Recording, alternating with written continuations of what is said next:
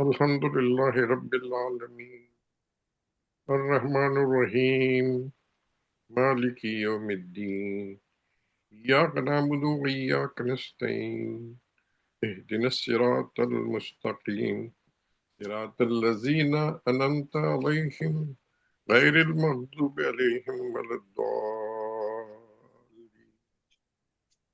آمين. Thank you so much. Professor Rafiq Kanani, thank you so much for recitation of Holy Quran. We are highly obliged. We have a very legend speaker today, Dr. Uzma Pirzada. She is experts in dermatology, but also she has a expertise in this vaccine. And very important talk. Yesterday, I came to know in Institute of Public Health. Professor Saibid Sir Afzal. This webinar is very short introduction to Dr. Uzma for you.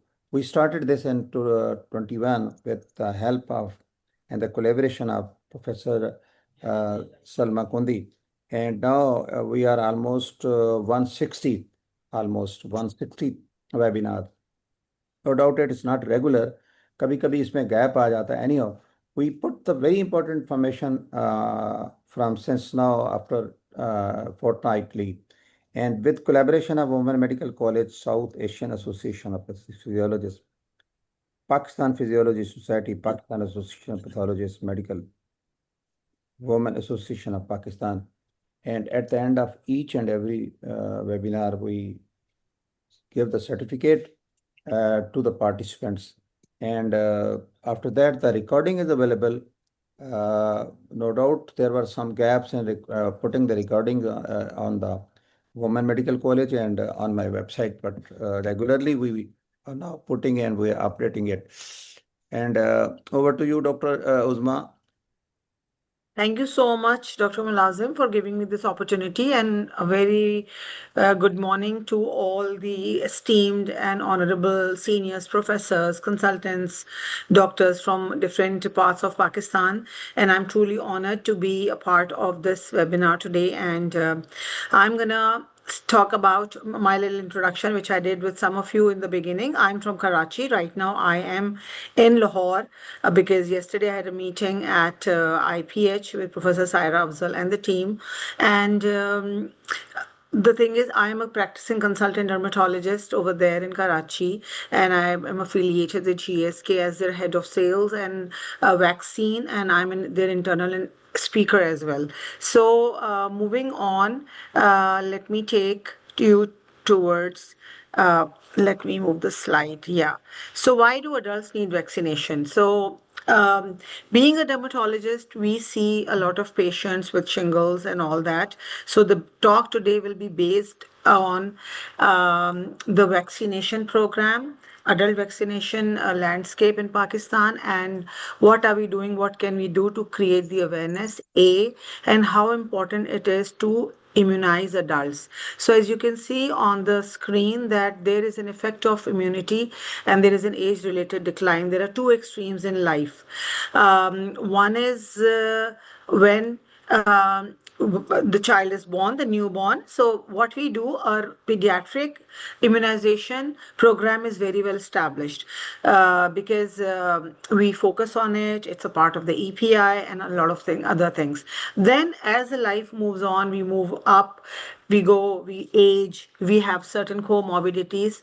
So, and there is immunosenescence. So, due to these comorbidities and immunosenescence, there is a risk of infections and diseases and decline in immunity. Both genetic and environmental factors play a role, and the aging population also need the vaccination, available vaccinations for the vaccine preventable diseases to protect them from diseases and falling ill and reduce the economic and financial burden.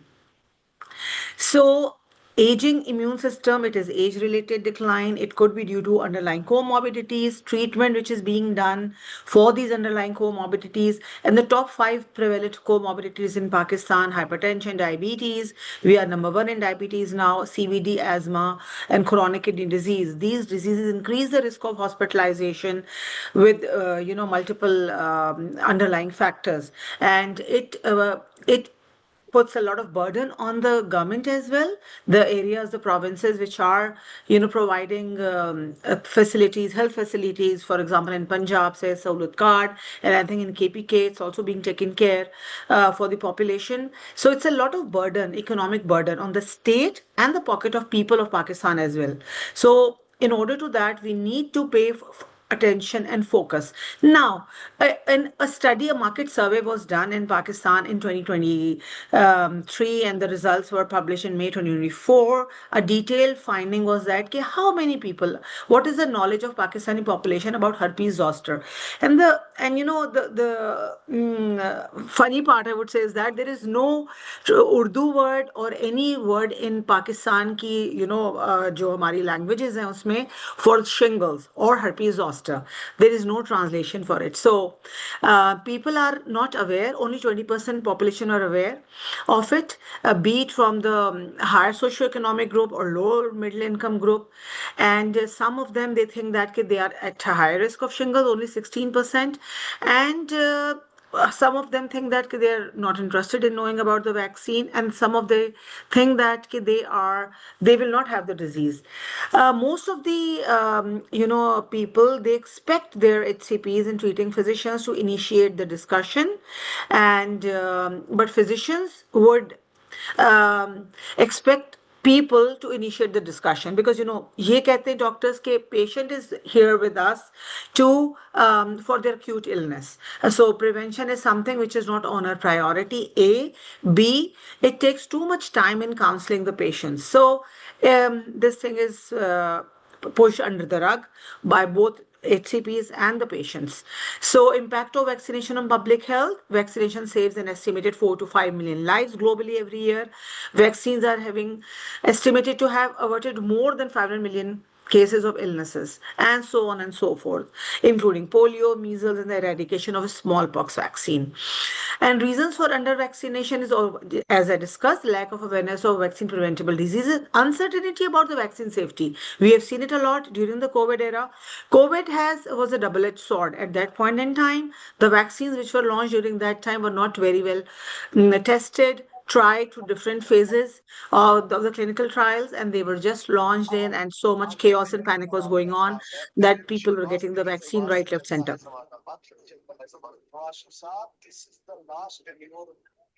I hear some background noise. Mic after some person is, please mute the mic. Dr. Masood. Dr. Masood, please mute the mic. Wadeed, please mute. Okay. I think some other person's mic is. Yeah. Xiaomi, some person from Xiaomi, I think. वदीद सबको mute करें बेटा.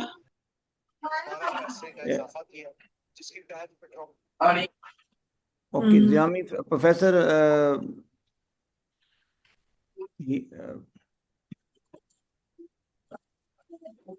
Very well. I'm reading while the mic was being mute.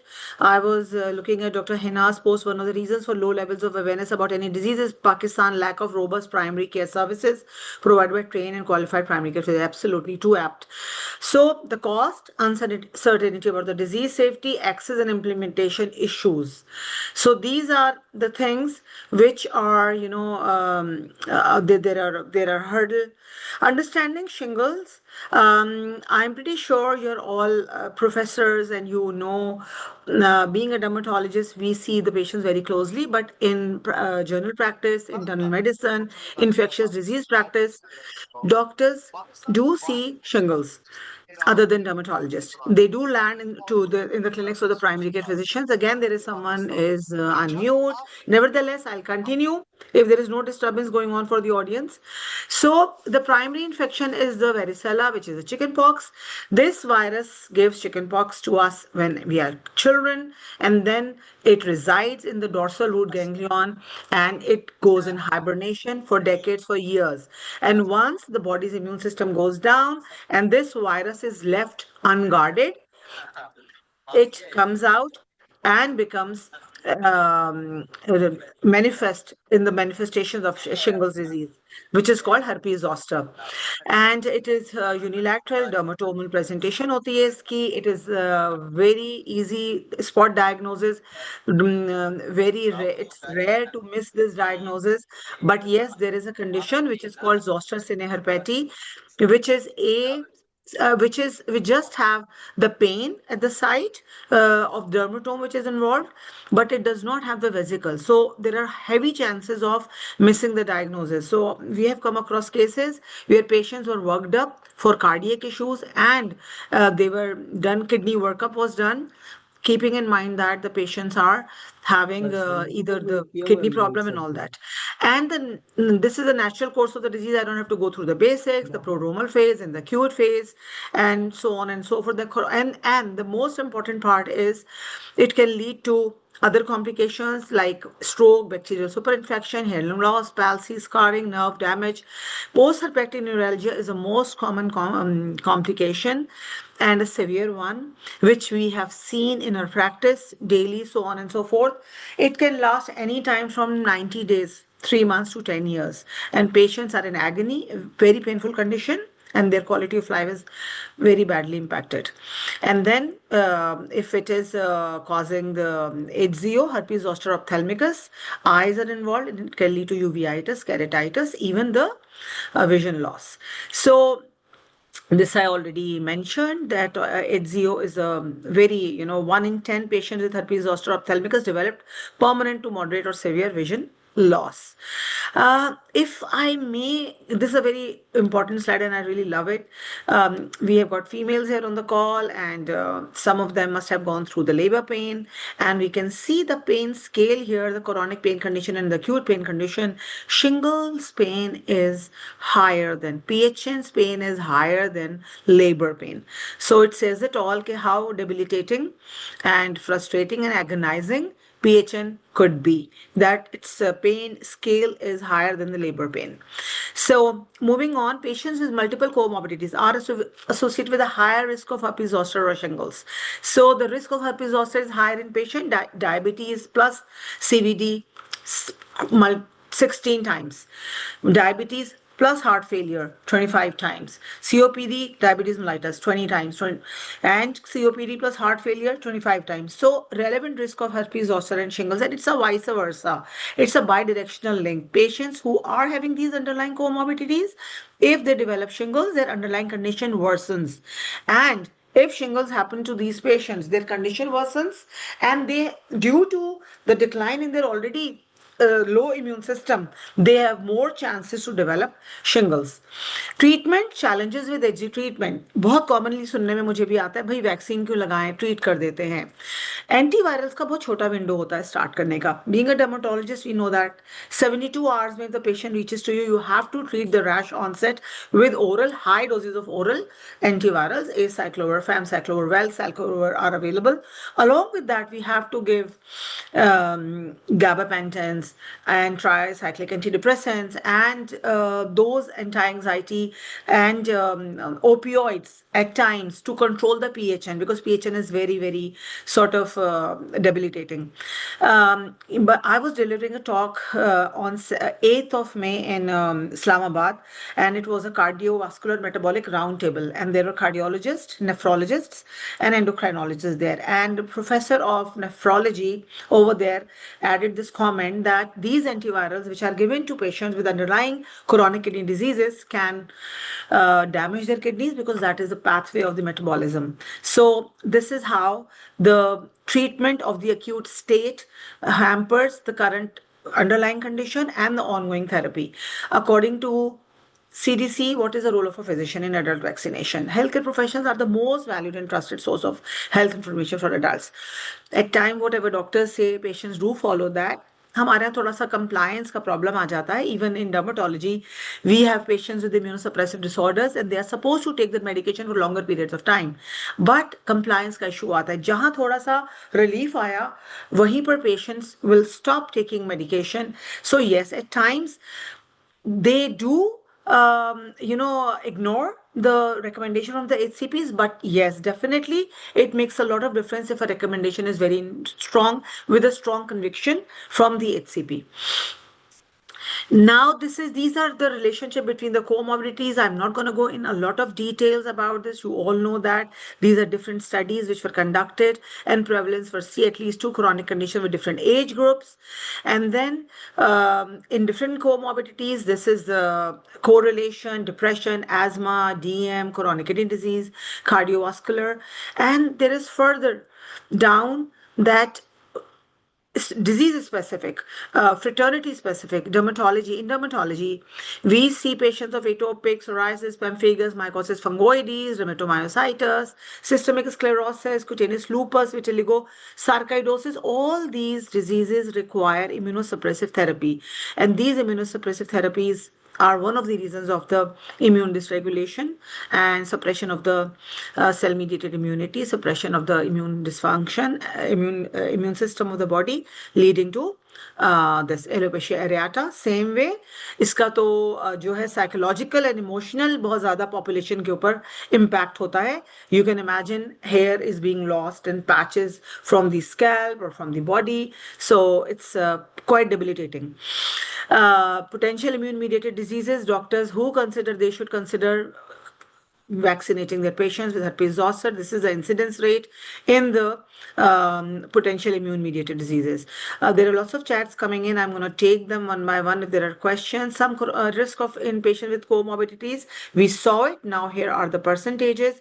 Impact of shingles on underlying disease. So diabetes, 24% of patients with previously well-controlled diabetes experience increased HbA1c levels following shingles. In cardiovascular diseases, 34% increase. In the odds of stroke events within 3 months of shingles, there is a bidirectional link because there is inflammation happening, and due to the vasculopathies, endothelial inflammation that this virus is causing, varicella zoster virus is causing, there is cardiac issues. There is increase in the odds of stroke events. Then 35% increase in the odds of myocardial infarction within 30 days of shingles. CKD again, 36% increase in subsequent end-stage kidney diseases in CKD patients who had shingles compared to those without it. So now corticosteroid use, as I mentioned in my previous slide. Then again, the risk factors here, again, moving on the cardiovascular, and it's a bidirectional, like it's a vicious cycle association of this disease. And now herpes zoster potentially increase the risk of events. These are the studies. I'm not going to go in detail. COPD again, chronic obstructive pulmonary disease. These are different studies, meta-analysis, and these things, yeah. So these are multiple comorbidities studies, JAK inhibitors and herpes zoster risk. Rheumatologists use, dermatologists use it, and lots of internal medicine, infectious disease control, and lots of other conditions where these biologics are used. Now, very important studies which have been conducted called zoster efficacy in 50 plus and zoster efficacy in 70 plus. So study was designed, it's a randomized observer blind placebo-controlled multi-central study, and it was conducted in people 50 years plus and 70 plus age. And schedule is 2 doses administration, 2 months apart, and observed post-herpetic neuralgia in individuals. And this actual enrollment, and you can see the number and secondary endpoint. And where it was conducted, 18 countries were involved, and I can share the list of the countries with you later on as well. And this is the subject enrolled and efficacy against shingles and the PHN. This is the result that we get at the end of the study, which was 97.2%. Having this data is very commendable. Having 97.2% coverage after 2 doses of shingles in 50 plus and 91.3% immunity in a pre-specified pooled analysis in both these studies is age groups like this. And one more interesting thing is it reduces it also has efficacy against PHN in adults greater than 70 years of age, and 91% in 51. And the best part about this vaccine is a non-live vaccine. So non-live vaccines are recommended to be used in patients who are immunocompromised. For example, cancer patients, organ transplant patients, blood cancer patients, HIV patients, Hep B positive patients.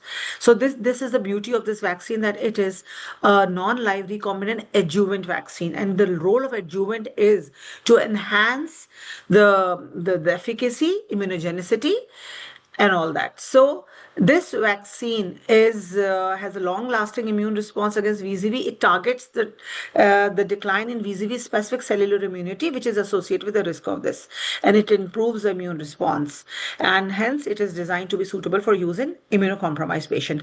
A very technical slide it is. It's an antigen taking the glycoprotein E from the vaccine from the virus or from the infected area. An adjuvant system is composed of liposome, MPL, QS21 saponin, where this is adjuvant.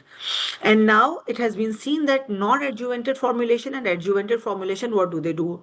Adjuvanted formulation have earlier immune response, stronger and broader immune response, and long-term immune response as compared to non-adjuvanted. So this is how the design. So there is a synergistic effect. Antigen, which is a VZV, varicella zoster virus glycoprotein, elicits a specific immune response, and then adjuvant system ASO1B enhances the immune response to the vaccine antigen. So this is how it works. The antigen adjuvant system formula guides the immune system. So this is so on and so forth, where it is taken from the details and the manufacturing of the vaccine, how it does, the long term.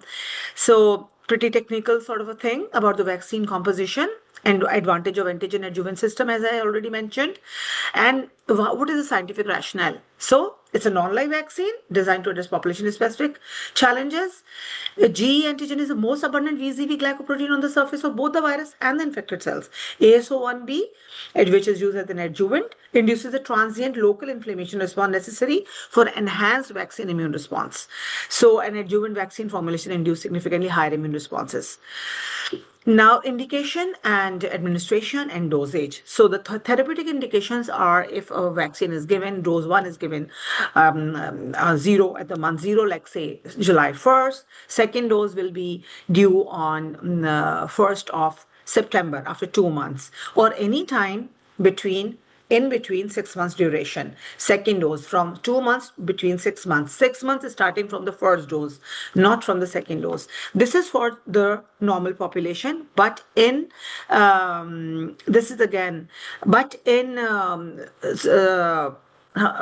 immunocompromised population, which I'll focus right now, immunocompromised population, it is recommended to give the vaccine, you can give it a month apart, and then there are certain indications which I'm going to discuss in my slides moving forward.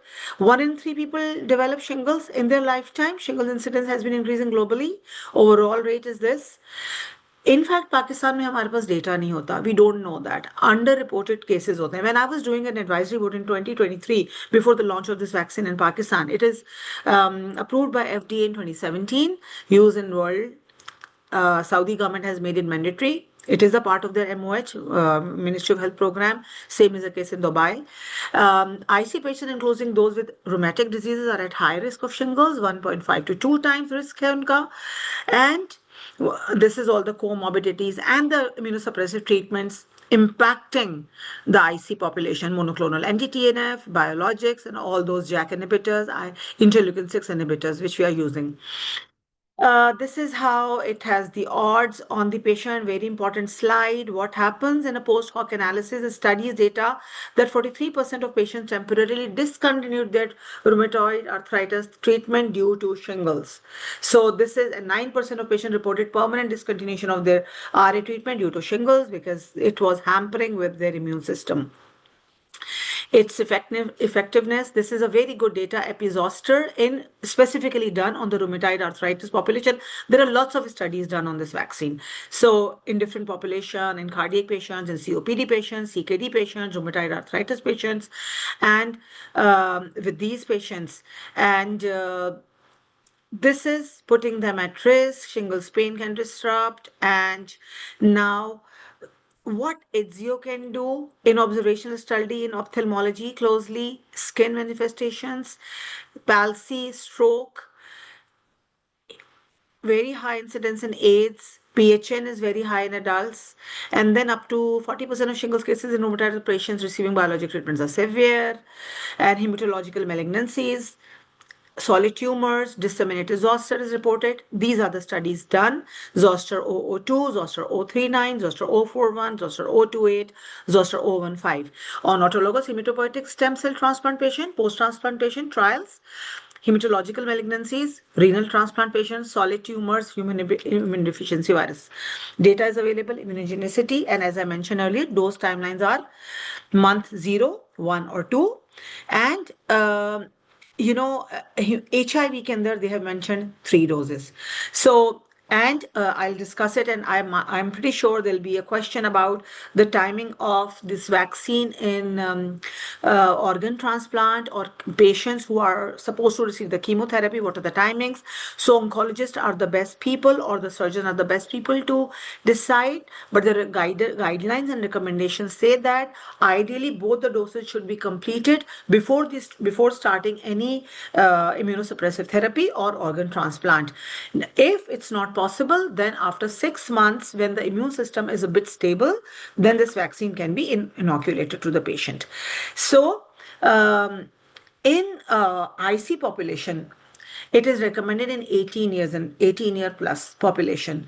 Normal जो है हमारा वो 50 plus. Every 50 plus, regardless of their underlying condition, regardless of their health status, regardless of their comorbidities, they are sitting on the virus, they're eligible for this vaccine. But 18 plus population and being immunocompromised, in this age group, it is recommended. And this is the post hoc vaccine efficacy of shingles in hematological malignancy. The data is right in front of you. So these are the phase 2 and 3 trials in immunocompromised population, where we have all the, malignancies and HIV also. So serious adverse events, you can ask what are the serious adverse events, as with all the other vaccines, and especially if you compare the normal population with the percentage of participants reporting in the IC population, they were similar between the placebo and the age group. So it combines, as I mentioned earlier, and efficacy, again showing it here by preventing this.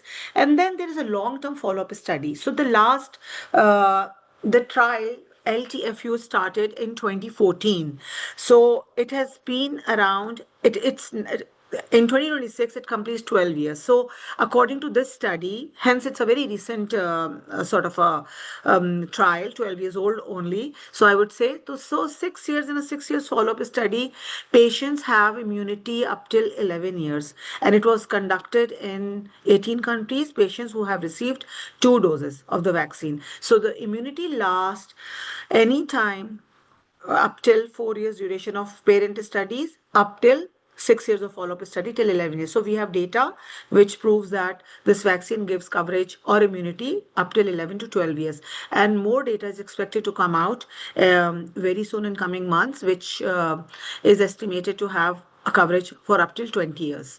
So it's a lasting immunity, and overall 11-year follow-up may 87.7% overall efficacy in participant 50 years up to 11 years. So the common established safety profile: pain, redness, swelling at the site of local inoculation, myalgia, fatigue, headache, shivering, fever, GI symptoms.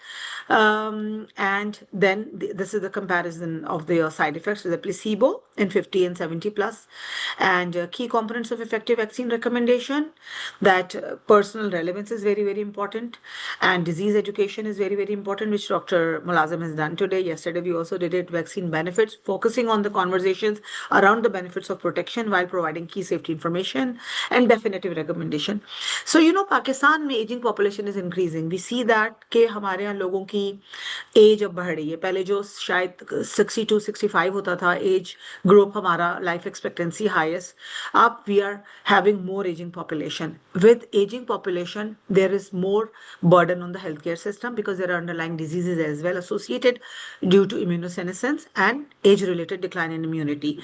And to control that, we should focus on prevention, quality of life, improving quality of life of our patient, and we should discuss it with our patients being healthcare professionals, it is our duty. ACIP ने अपनी guidelines में जो Advisory Committee of Immunization है उसने they have mandated on every HCP that they should recommend adult vaccination to all the adults whom they are treating, because it is not only a pediatric sort of a priority, it should be a priority for adults as well. So this is how it goes, and 2 months after first dose, the immunity is a higher cellular response. It is 4 times higher after the second dose. And second dose के बाद what I've experienced in my patients and in the clinical setting में कि second dose के बाद side effects किसी को थोड़े से बढ़ जाते हैं, and what I have also experienced and seen in patients and the feedback that I've gathered through across the country where the vaccine is being used and inoculated in population के 60 plus को side effects थोड़े कम आते हैं, 50 plus को ज़्यादा आते हैं. We don't know the reason behind that क्या है. तो this is the storage and administration that it is recommended for adults 50 years of age or older and 18 years of age or older at increased risk of shingles. वही जो storage होता है कि this is stored in 2 to 8 degree Celsius temperature. And yesterday very interesting point came in, and I have also seen in my practice immunocompetent younger population suffering from shingles, but hence we don't have the data, we don't have any studies conducted on population which is immunocompetent and younger than 50 years. So कि उनको inoculate करेंगे ना करें. So let's see if the data comes in future. So maybe that population will also be eligible, because हमने कल भी discussion में किया और मैं यहाँ एक dermatology conference में आई हूँ लाहौर में. So यहाँ पर भी we were discussing yesterday that the youngest patient of shingles that our dermatologists, senior professors have seen are 6 years of age. इस age के भी बच्चे होते हैं. और data ये support करता है कि co-administration of Shingrix with the following vaccines: unadjuvanted inactivated seasonal vaccine of influenza, pneumococcal PCV13, pneumococcal PPV23, and DTPA. Obviously, in COVID-19 mRNA vaccine obviously should be done on the different sites. Preferably अगर different days पे कर लें तो और ही अच्छा होगा. So these are the current guidelines and recommendation for Shingrix, international ones. Rheumatoid arthritis, I'm not going to read out all the societies and associations names, but you can see how recent these recommendations are. All are after like 2020, 21, when it was FDA approved in 2017. Cancer Society, organ transplant, renal, HIV, multiple myelomas, RAs, SLE, and then the local guidelines. Local HCO endorsements aligned with CDC shingles vaccination recommendations. These are the associations in Pakistan who have strongly recommended endorsed that this vaccine should be a part of adult immunization program. So, and then there are other countries where there are society-specific, disease-specific recommendations. These are the countries who have recommended, their ministries, they've included it in their program: diabetes mellitus, kidney disease, and COPD, asthma. Gold 24 reports include the CDC recommendation for zoster vaccine to protect against this, age 20 years. And why it is important to protect your patient from shingles? It's a painful disease that can have severe and long-lasting complications. We have seen in a dermatology practice patients suffering from PHN for 10 years, and they need the opioids and those controlled, painkillers, which are so to control the pain, and it's very agonizing to see them. Who is at risk?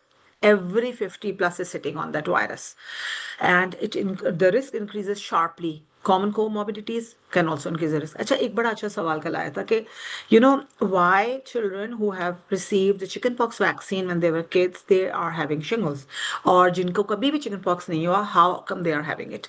So the thing is that in our experience, we have seen that children who have received varicella vaccine, chickenpox vaccine के 2 doses जो live vaccine है बचपन में, there has been subclinical infection of chickenpox which went unreported. Because they are live vaccine. Yes, because that live vaccine and the immunity declines very fast. So they develop it, they themselves. मेरे पास जब 18 years, 22 years का मैं अभी कराची से जब 6 को निकली हूँ शाम को, तो my clinic was up till 11 o'clock रात को, because people knew मैं जा रही हूँ. I saw a 22-year-old young man, और प्रोटोकॉल मुझे ये कहती है कि I should run his labs so that to check his immune status, कहीं गॉड फॉरबिड उसको STDs, HIV, Hep B तो पॉजिटिव नहीं है, बट ही बिलोंग टू मतलब मुझे लगा नहीं ऐसा होगा, बट मैंने उसको सारे टेस्ट एडवाइस कर दिए because this is the least we can do to figure out. He came and he message me कि आपने मुझे जो गाबा पेंटिन दी है 100 mg, मुझे उससे भी एक्सक्रूशिएटिंग पेन है. I had to double his dose. मैंने कहा you can double your dose now, keep on sleeping the whole day. So now how you can protect, because Shingrix demonstrated up to 97% efficacy against shingles in adults 50 years and above, and how you can confidently recommend that it explains the shingles के एक 1 to 2 months apart है. Conclusion यही है कि हमारे यहाँ acceptance of vaccine varies among the members of public. माशाल्लाह से I'm मतलब honored to have Dr. Salma Kundi, who is sitting at such a I'm the authoritative position, and very critical role she has to play in this, mashallah se. And HCP plays a central role as well. Policy makers, basic tips of communication with individuals or parents. I also have challenges in counseling my patients in my daily practice. I have strong conviction of shingles, vaccine, disease, sari cheezein, we see it every day. And there should be strategies to build the conversation. Trust will build over time, brick by brick. So कल IPH में professor Saira Afzal ने, doctor मुलाजिम ने एक first रखी brick, आज उसका second part था. और sorry, so if you want me I can play this video, otherwise I'll pause here. Sure नहीं वीडियो दें, बड़ा अच्छी वीडियो थी आपकी. वीडियो चलाऊं मैं? Okay, हाँ वीडियो good. चला, बहुत अच्छी video. Can you hear the sounds in the video? Yes we are hearing. Good.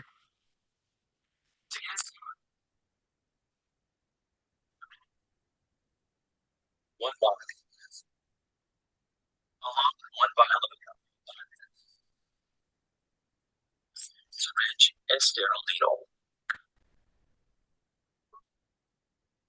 After the expiration.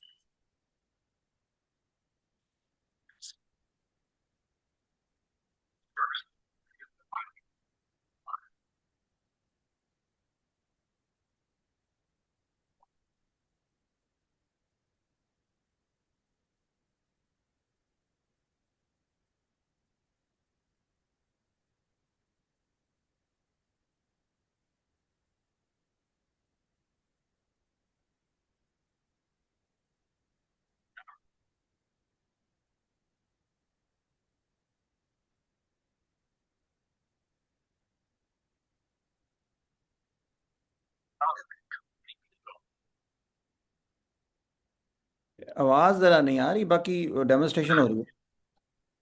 अच्छा, that's what I was asking. आवाज आ रही है वीडियो की? कहीं टूट के आती है. अच्छा, ओके. Demonstration is okay. आप साथ साथ बताती जाए ना इसको, ताकि जी. ये preparation of the vaccine for the injection. या मैं इसको, ये वीडियो एंड होता है तो उसके बाद I'll just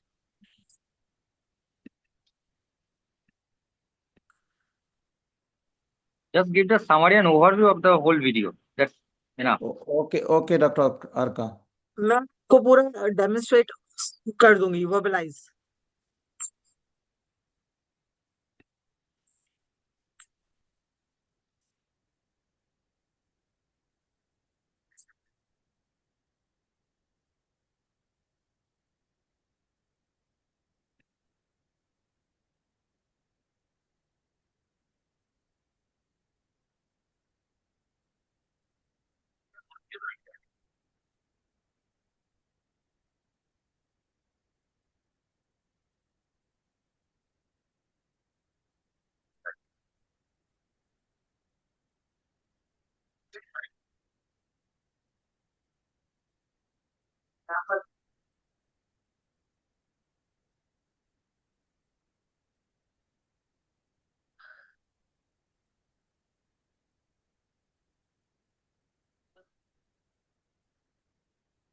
thank you everyone.